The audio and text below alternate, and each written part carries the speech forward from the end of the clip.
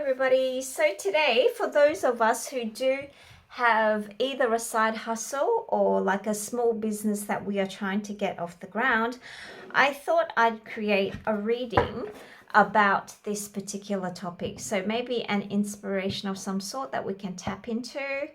Let me just get out this particular book for this deck. And also maybe just a general business direction on how to take things to the next level. I mean, I definitely have some investment things. I still work 2 or 3 hours a week on my something that I've always done, so I'm keeping with that, but these days I've scaled back a lot.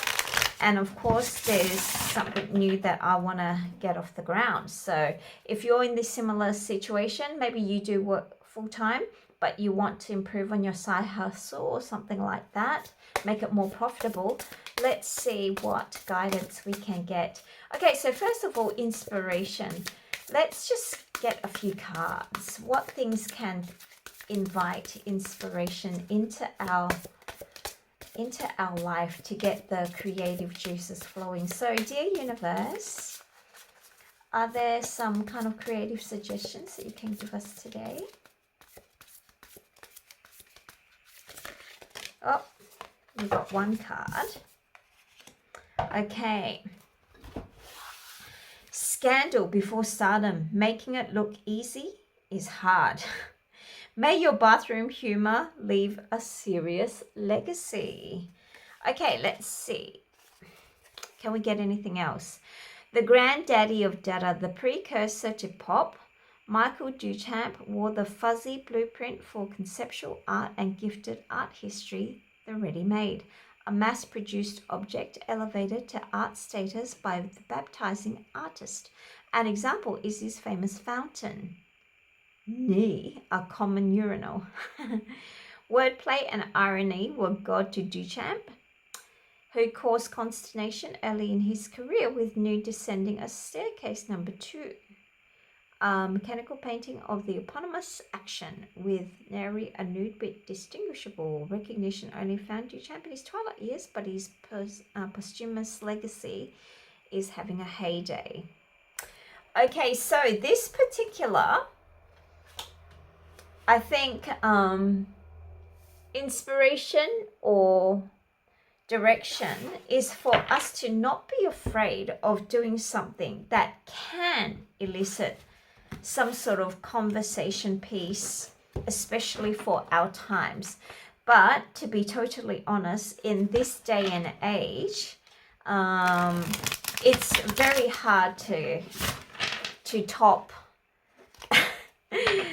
what's currently happening in our world. It is quite difficult to outshine what is naturally happening all around us politically and socially. So, but it means basically don't be afraid to share an idea that can be controversial, and don't freak out over things. You don't have to be necessarily perfect. You just have to make it look as though you are doing things perfectly, but in essence it doesn't have to, because things will end up having a different interpretation later on. Okay, so now in terms of our business, what areas can we either incorporate this message into, or what areas do we really need to focus on in order to move things ahead? Okay, let's get 3. Oh, I need that. Oh, I need that too. Alrighty, okay, so this is definitely my personal problem at the moment. Long-term thinking, okay, not just responding. So there is a difference between tactic and strategy, and definitely we need strategy at the moment. Many, what is it that they say? Like, if you have, if you plan to, if you've got 10 years or something, build a factory, but if you've got like 50 years or something, build an industry, that kind of thinking. So this is what we are looking for something that is bigger than our immediate need or demand to correct something. Okay, so I know this is kind of really difficult to do. Many of us go something like this, right? We've got this end goal, like I want to be the best, blah, blah, blah, in my community or in my state, province, country, etc. Whatever group you want to have some success in. But then we get so bogged down with having to pay the overheads and the labor cost or learning the new AI program or something like that, that we go from this point of having to deal with the immediate putting out the fires to that part that we want to reach. And so we're basically responding to just kind of that immediate thing that needs to be done. So strategic planning means having something like minimum, maybe 5-year plan, 10-year plan, that kind of like foresight to look ahead. Knowing the market very well is another thing that we should pay attention to as well. So trends within the grander strategy, in our strategy, what current trends can we infuse into the grand scheme that doesn't derail us, however, that can give us a little bit of a boost. And that's where this scandal comes in. So maybe there are some things which are kind of maybe hot at the moment, like a Labubu thing, or maybe something that is, you know, get the tongues wagging, get people talking, even though maybe it's not our end goal, but maybe we can insert one aspect of it to join a little bit of the trend, but not derail ourselves so we fall completely like in that trend business model. And the beginning of data collection or data understanding the data that we generate is actually very, very important. So that means looking at the analytics, the statistics, the things like that that really matter to us, something which I don't really do because I'm really a trend-based person. So in my investment decisions, I've been investing for quite some time now.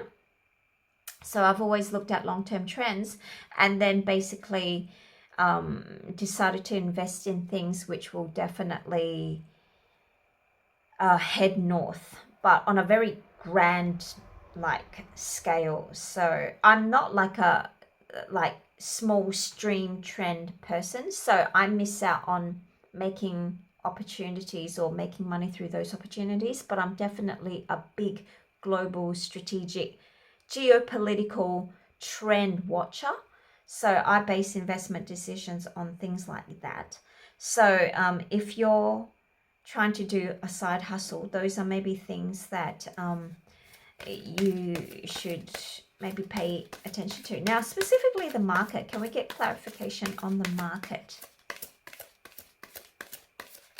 Can we get clarification on the market?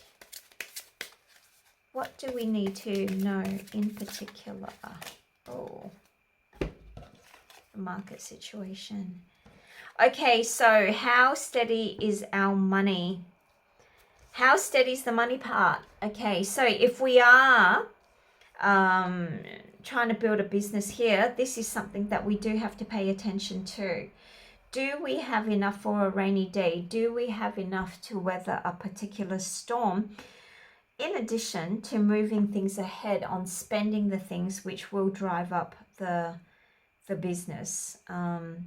At this stage, it looks like there is going to be, you have to think in terms of what new skills can I learn, what programs maybe that I need to join or buy to learn a specific skill to actually enhance the marketing aspects in order to get ourselves to have a slice of the market.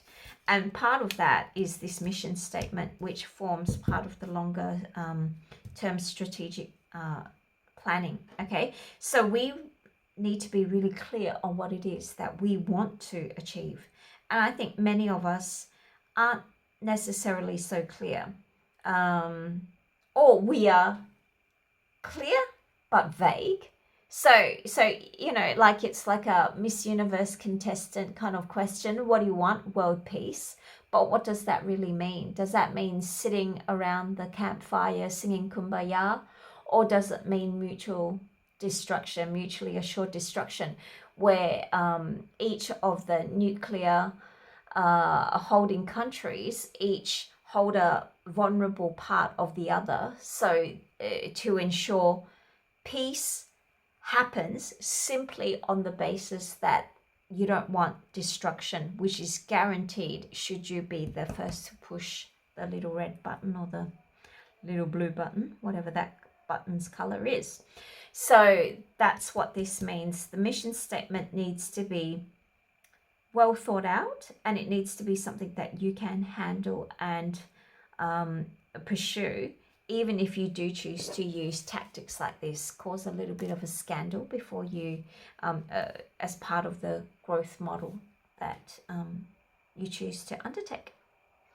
Okay, so I hope that helped.